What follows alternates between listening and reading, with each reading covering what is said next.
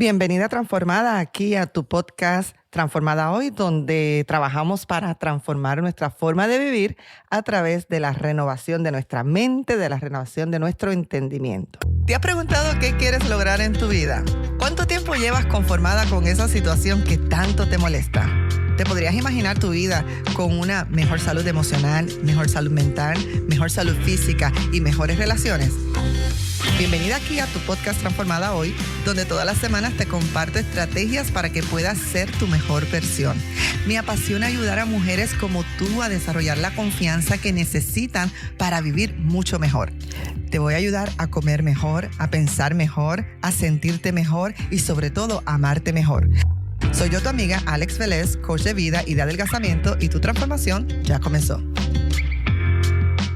Hemos estado en la serie trabajando con las emociones un poco más. El episodio pasado, el 89, estuvimos hablando de si nos hace daño o no reprimir nuestras emociones, e hice la aclaración que pasa cuando reprimimos por corto tiempo, que es como una forma normal de nuestro cuerpo, de nuestra mente defenderse, y luego entonces expliqué cuál es el daño cuando es que reprimimos las emociones por largo tiempo.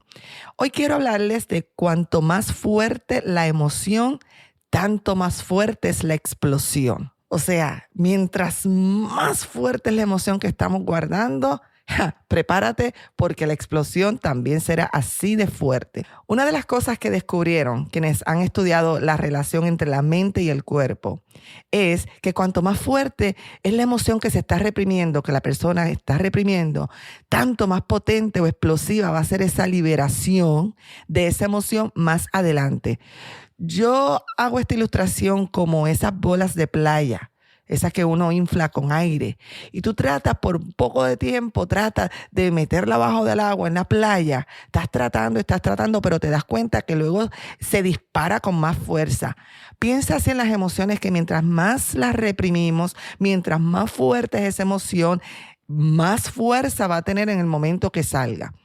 La ira o enojo, cuando son extremos y los estamos reprimiendo, a veces escapa de nuestra mente inconsciente. O sea, como que no nos damos cuenta por qué reaccionamos así, qué pasó, qué nos molestó hace 5 años, hace 20 años. Como que escapa de nuestra mente inconsciente. Es como el criminal cuando escapa de la celda en la cárcel, ¿verdad? ¿Verdad? Que se escapó. Pero los traumas terribles de nuestra infancia, incluyendo abuso físico, abuso sexual, emocional, la humillación en público, el rechazo severo, son experiencias que pueden causar una ira o un dolor interior que explota en ocasiones de manera violenta más tarde en la vida, y no estamos conscientes que está relacionado con aquello que nos sanamos.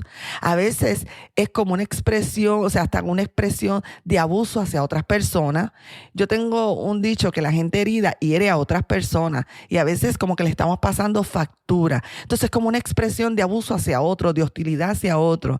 En ocasiones también se puede manifestar como pesadillas tremendas o insomnios, y otras veces como un torrente interminable de lágrimas o acciones diversas que como cultura nosotros catalogamos como que son insanas. Por ejemplo, gritos y gritos y gritos, y no entiendes por qué estás gritándole todo el tiempo a otras personas. Autoflagelación es cuando se trata de lastimar el propio cuerpo. He conocido, ayudado a personas que han tenido la tendencia de cortarse, y cuando pudimos trabajar desde un punto de vista de coach y de guía espiritual, estaba relacionado con abuso sexual que habían suprimido y que no habían podido sanar y liberar desde la niñez. Entonces, de la forma de que evitaban el dolor del alma era con el dolor físico. Es impresionante cómo nuestra mente hace como unos ejercicios supuestamente para protegernos, pero si no manejamos la mente, nos podemos estar haciendo daño. Muchas personas caen en el mundo de las drogas, del alcohol, y no es que nacieron siendo alcohólicos, querían ser alcohol. Cuando sea grande quiero ser alcohólico, quiero usar drogas. No, en muchas ocasiones son traumas y dolores muy fuertes, pegados al alma, al subconsciente, que la forma como la mente hace esa conexión es para que no me duela aquello de cuando tenía 5 años, entonces destruyó mi vida ahora. Esto es interesante, muy interesante, por eso es bueno no acercarnos a estos temas de un modo de juzgar, de condenar, porque cada persona tiene una experiencia de vida y cada persona es un mundo y es fácil desde afuera juzgar, condenar, ¿verdad? Pero hay que estar en los zapatos de las personas y hay mucho sufrimiento. Y las personas en este caso que se autoflagelan, que están sumidos en las drogas, en el alcohol, sufren mucho, muchísimo. Así que, ¿qué otro tipo de experiencias crean emociones que la mente suele reprimir? Voy a enumerar algunas experiencias que nuestra mente de forma automática va a tender a reprimirla. Y estas experiencias mayormente que se dan en la niñez, ¿verdad? En la niñez. Por ejemplo, mira, la depresión o una enfermedad crónica prolongada de uno de los padres. Esto en la niñez es una sensación de miedo e inseguridad y a veces un profundo enojo porque ese padre o esa madre no nos brindaron la seguridad necesaria que teníamos. Y esto yo me identifico con esto por experiencia, porque como te he dicho, crecí con una madre con trastornos severos de enfermedades mentales, bipolarismo, esquizofrenia, depresión severa, profunda. Y una de las cosas cuando uno iba creciendo, claro, uno no se da cuenta en el momento, pero luego tienes que empezar a trabajar con tus traumas y te das cuenta cuánto daño te hizo el no sentirte segura en un ambiente seguro, en un ambiente, ¿verdad?, que te proporcionara ese apoyo emocional. Otra experiencia que podemos pasar en la niñez que puede estar haciendo que nuestra mente reprima emociones, circunstancias que nos produjeron mucha ansiedad, como por ejemplo la guerra. Esas generaciones que crecieron durante tiempos bien severos de guerra, muchos tuvieron problemas emocionales. Mira, las generaciones que ahora están creciendo durante este tiempo de pandemia que se están desarrollando, esto es algo nuevo para nosotros, para la sociedad. Y créeme que esto está causando ansiedad aún en los niños.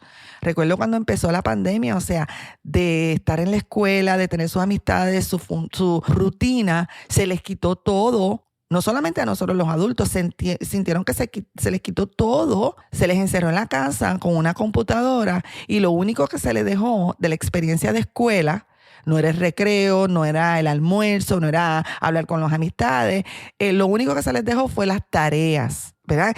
Por eso muchos niños, muchos adolescentes pasaron unos procesos muy fuertes de ansiedad en las primeras etapas de la pandemia, o muchos cambios en el comportamiento, o muchos cambios en el aprovechamiento académico, también violencia, terrorismo, cuando se vivió un divorcio en el hogar, la separación de un matrimonio, una extrema pobreza, unas mudanzas repetitivas durante el tiempo de nuestro desarrollo.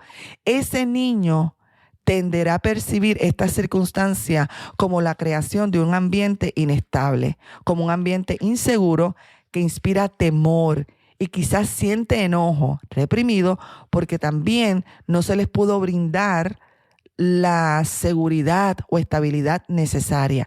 Así que si te pasó a ti, quiero que te mires con compasión también, porque quizás no habías conectado que mucho de lo que quizás estás reprimiendo hoy como emociones tiene que ver con esa inestabilidad que quizás sufriste, sentiste o la interpretaste durante tu crianza. Y si identificas que quizás uno de tus hijos ha pasado alguna de estas cosas, pues mira, esto puede explicar algunos comportamientos para poder entonces, sin sentimiento de culpa, yo creo que los padres hacemos lo mejor que podemos dentro de nuestras circunstancias y todos cometemos errores y hay veces que son circunstancias que llegan a nuestra vida, que tenemos que reaccionar, tenemos que mudarnos, tenemos que salir, explotó una guerra, hubo un divorcio, o sea, porque si te culpas o te da vergüenza, no vas a poder ayudar a la persona que quiere. Esto se trabaja con compasión, con entendimiento y poder conectar. Yo digo conectar los puntos. Entonces por eso es que quizás está pasando esta situación para yo poder entonces accionar. Otra experiencia que puede hacer que estemos creando emociones reprimidas pudo haber sido el alcoholismo o la drogadicción en el hogar. una vez más, si crecimos en un hogar lleno de alcoholismo, de drogadicción, ese niño, en este caso quizás tú, o algún niño que conoces que quizás hoy es adulto con problemas de comportamiento, espérate, pero quizás ese niño, si vivió con unos padres o en un hogar donde había alcoholismo y drogadicción, podrá internalizar esa adicción de uno de los padres o de los seres queridos en su entorno como algo inseguro que le inspira miedo, que le inspira mucho miedo y se va reprimiendo a través del tiempo.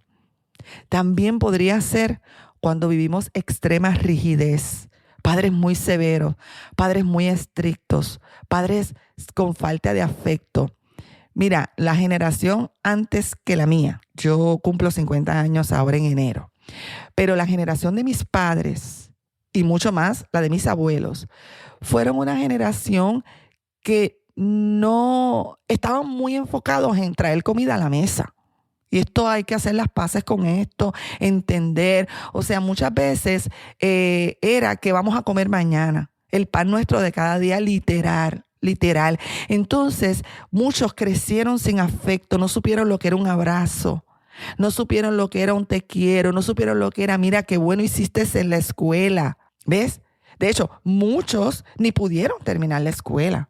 ¿Por qué yo digo esto? Porque la generación ya mía, la generación ya futura, pues en la pirámide de nuestras necesidades, una vez hay comida, una vez hay seguridad física, entramos al otro nivel de nuestra seguridad, que es eso, la apreciación, el afecto, ¿verdad? Por ejemplo, a nuestros hijos es muy común en nuestras generaciones, y las generaciones luego, después de nosotras, el abrazo desde pequeñito, el te quiero mucho, un besito al nene varón, te quiero entre padres, un besito, te amo, o sea, todo ese tipo de cosas, mi gente, no eran comunes en generaciones pasadas. ¿Qué significa esto? Que quizás si tú eres de mi generación o anterior, ¿verdad?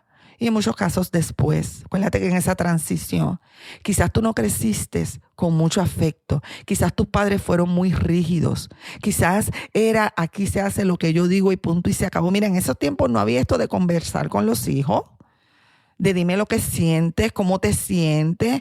Si te daban quejas en la escuela, ya tú sabes lo que pasaba con los padres. O sea, no había ese diálogo que hoy, gracias a Dios por el adelanto, el conocimiento, el entendimiento, podemos tener, estamos en mejor posición. Pero si creciste así, con unos padres demasiado severos, estrictos, con falta de afecto, mira, los niños pueden percibir esto como un rechazo de parte de los padres. A temprana edad no podemos entender que no es que papi no me quiere, es que no sabe cómo dar afecto, porque tampoco le dieron afecto.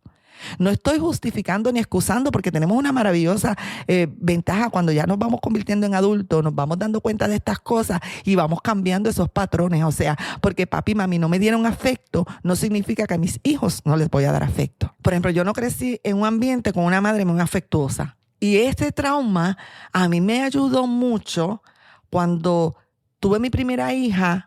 Quise ser una mamá súper pegajosa.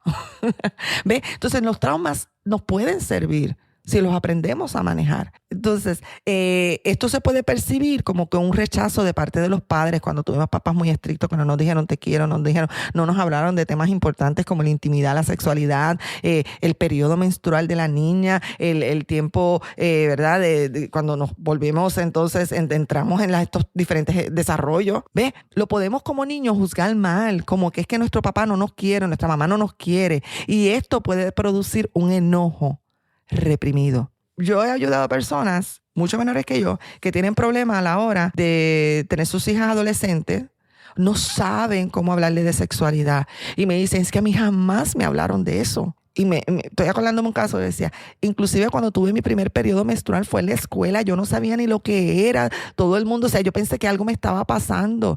Y yo le decía a esta persona particularmente, eso es un gran indicativo de la necesidad que hay de que le hablemos a nuestros hijos. Tú por experiencia sabes lo que es no hablarle a un hijo de temas tan importantes y tú no quieres que tu hija pase por esto. Entonces, lo podemos percibir de una forma que no necesariamente era lo que estaba en el corazón de nuestros padres. Las emociones que quedan atrapadas dentro de la persona buscan expresión, buscan una resolución. Esto forma parte de la naturaleza de las emociones. O sea, las emociones buscan cómo salir de alguna forma, a la buena o a la mala, pero salen. Porque las emociones están para expresarse. Si nos negamos a dejar que salgan a la luz, las emociones se van a esforzar por lograrlo por sí solas de una forma no saludable. La mente inconscientemente tiene que trabajar mucho más para poderlas mantener bajo el velo del escondite. O sea, para reprimirla y reprimirla, la mente nuestra tiene que trabajar mucho más fuerte. Mira, transformada, las emociones no es que mueren. Las emociones no mueren. Las enterramos si no las sanamos. Emociones que nos sanan y se liberan, tendemos a enterrarlas. Pero estamos enterrando algo que todavía está vivo en nuestra vida. Es como cuando tú llenas una tinaja o un envase con agua. Podemos llenarla vasito a vasito. Por ejemplo, con emociones negativas, poquito a poquito vamos llenando ese envase hasta que va a llegar un punto que se va a desbordar. Y luego la experiencia negativa más sencilla que estemos pasando va a ser que nosotros explotemos de alguna forma que nosotros no queremos. Por eso yo no creo en esto. Cuando dices, ay, es que yo no reacciono como otras personas, me molesta que algo tan sencillo me saque de quicio. Lo que pasa es que quizás el envase está muy lleno de emociones reprimidas. Ay, pues a veces decimos, yo no entiendo por qué fulana de tal reacciona así. Sí, porque tú no sabes cómo está su alma, porque no entendemos lo que ha vivido, porque quizás ella misma ni entiende lo que ha vivido. Recuerda, las emociones no mueren. Si no las sanamos, tendemos a enterrarlas, pero estamos enterrando algo que todavía está vivo. Los que entierran emociones negativas, en especial el enojo, la hostilidad durante muchos años, no necesitan demasiado para que se disparen. El menor insulto de parte de un conductor en la calle, por ejemplo, que le corte el paso, eso hace que explote. Quizás que alguien lo critique en su trabajo. No es que no puede manejar crítica, es que quizás está lleno su envase de emociones negativas. Quizás que alguien ignore su presencia puede hacer que esta persona explote. O, mira, no ha pasado, no ha sabido que está en un lugar y alguien empieza, pero ¿por qué me estás mirando? Y el otro dice, porque yo no te estoy mirando a ti. Sí me estás mirando, estás hablando de mí. Es una explosión de un conjunto de emociones por algo que podríamos catalogarlo como algo simple. ¿Qué sucede en la expresión normal de cantidades pequeñas de enojo o miedo? Mira, en cantidades pequeñas de enojo o miedo, la expresión normal es que los músculos de la cara, los faciales, se ponen más tensos, ¿verdad? Y el cuerpo en ese instante puede parecer como que está como que medio paralizado. Pasamos un susto y como que nos paralizamos en ese momento y los músculos de la cara se ponen tensos. O un enojo bien fuerte, en ese momento como que nos bloqueamos. ¿Ves? Como que el cuerpo entra como una parálisis temporaria. La respuesta física normal ante el enojo o el miedo es tensar el cuerpo, porque todo en la persona se está preparando para las dos reacciones que es o pelear o huir. Fight or flight. Cuando algo nos duele, cuando tú te has pegado en un dedo, la reacción es que el dolor salga a través de un ¡ay! ¿Verdad que sí? Que te quejas. Salió a través de un ¡ay!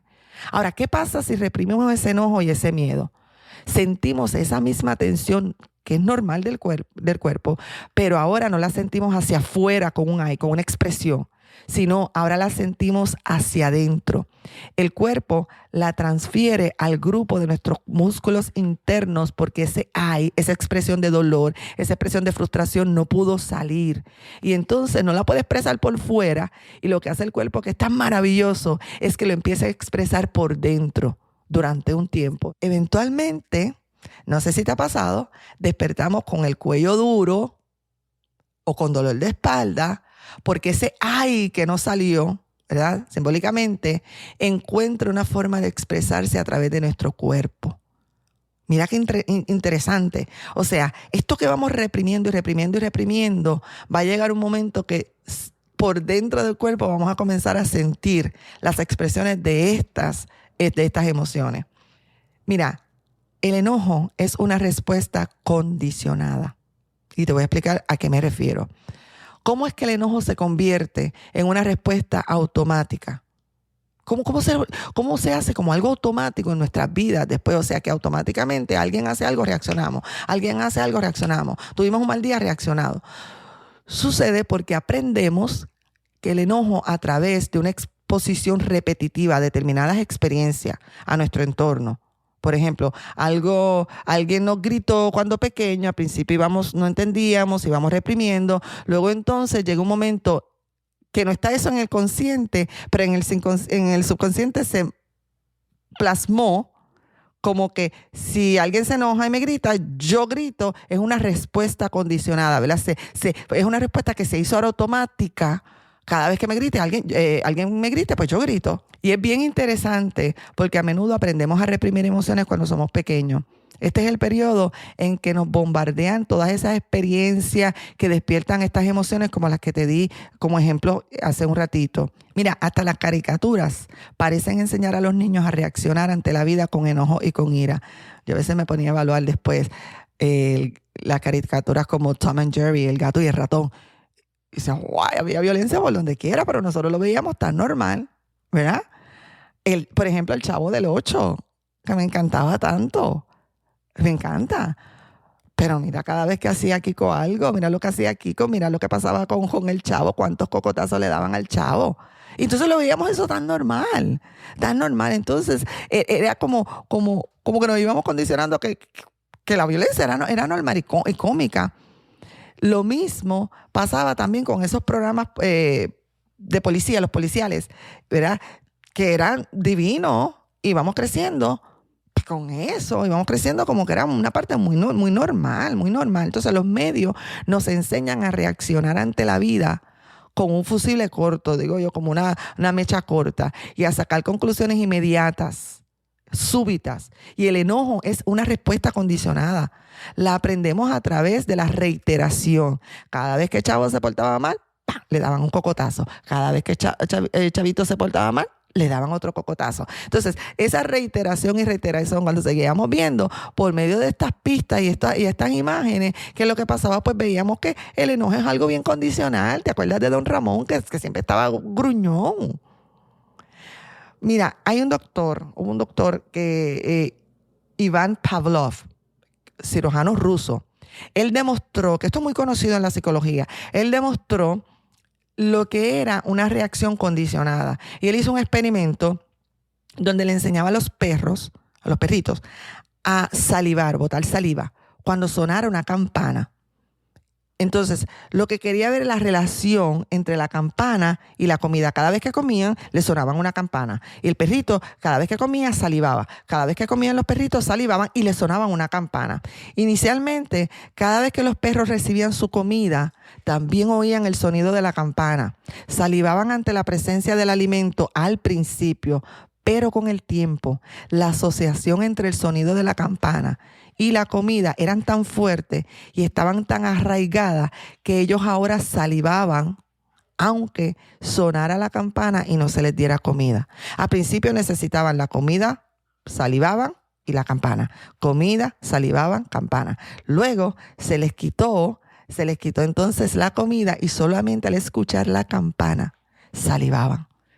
Esto puede estar pasando también con las emociones, ¿ves? Que se ha hecho una reacción automática, condicionada, y el enojo es como esta experiencia que te estoy diciendo del doctor Pavlov, que al principio es porque alguien te dijo, porque alguien te hizo, pero luego nos vamos dando cuenta que aunque nadie nos diga, nadie nos haga, nos quiten la comida como esos perritos en ese experimento, salivamos o reaccionamos, ¿ves? Con una emoción de enojo.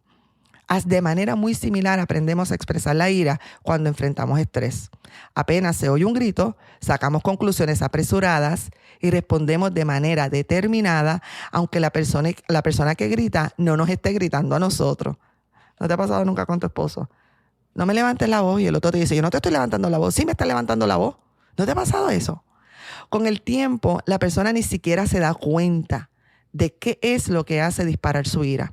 Simplemente está lista, tensa para huir o pelear, para flight or fight. Un día quizás esté enojado y le grite al que reparte de Amazon, por ejemplo, que viene a traer las cajitas de Amazon. Un día viene, reacciona y le grita porque la caja la puso en el lugar equivocado. Otro día quizás se enoje con la cajera o el vendedor de la tienda y reacciona. ¿No has visto personas en las filas, en las tiendas?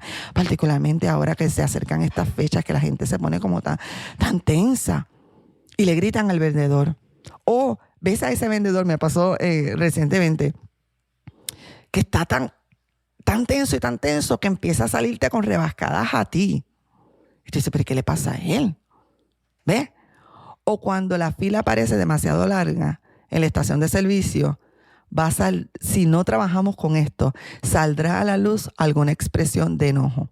La ira hierve de manera muy inadecuada si la persona vive mucho tiempo con esa ira reprimida. Desafortunadamente, las personas hostiles ni siquiera pueden darse cuenta de lo inadecuado de sus respuestas en relación a las circunstancias o situaciones que provocan sus reacciones. Muchas veces ni cuenta se dan que están reaccionando de una forma tan extrema con relación a lo que están viviendo. Entonces tenemos que aprender a poner el enojo cabeza abajo, o sea, a someter ese enojo, a someter esa ira. ¿Qué podemos hacer con el enojo para impedir que se convierta en una hostilidad?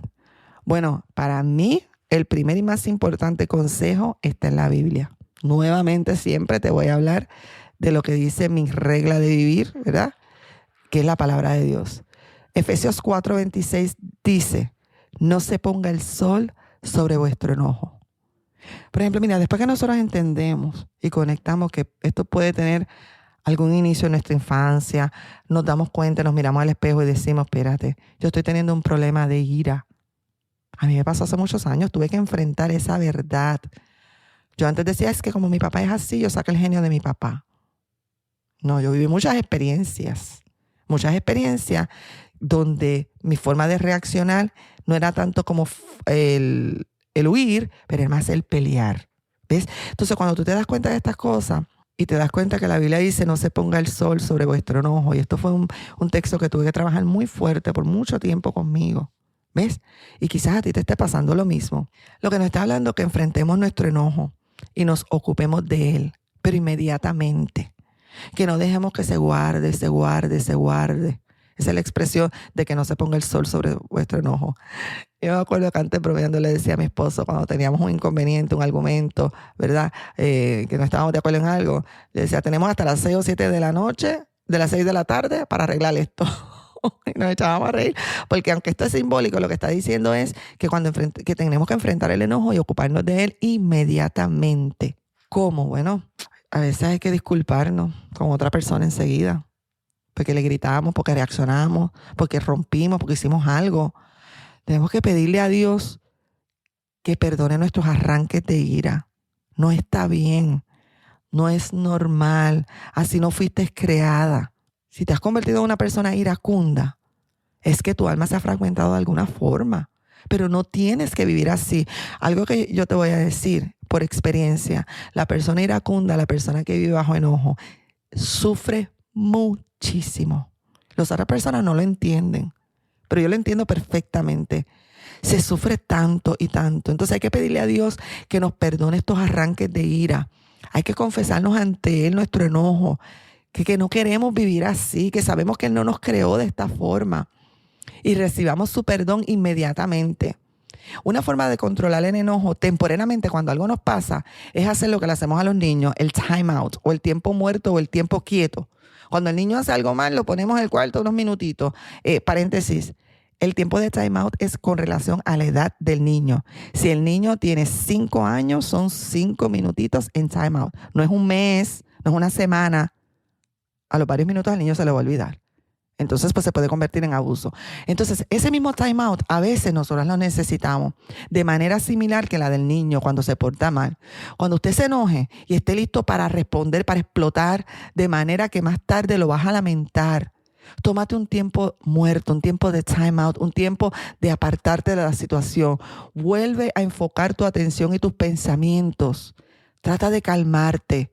Respira profundamente para poderlo hacer. Estos ejercicios de retirarte de la situación, de volver a enfocar tus pensamientos, de calmarte, de respirar profundamente, estos ejercicios aparecen Seguiré hablando más adelante, pero estos ejercicios nos pueden ayudar tanto. Inclusive podemos entonces, cuando estamos respirando, respiras por la nariz y exhalas por la boca. Puedes decir ahí gracias, gracias. ¿Para qué? Para recordar el don de la vida dado por Dios.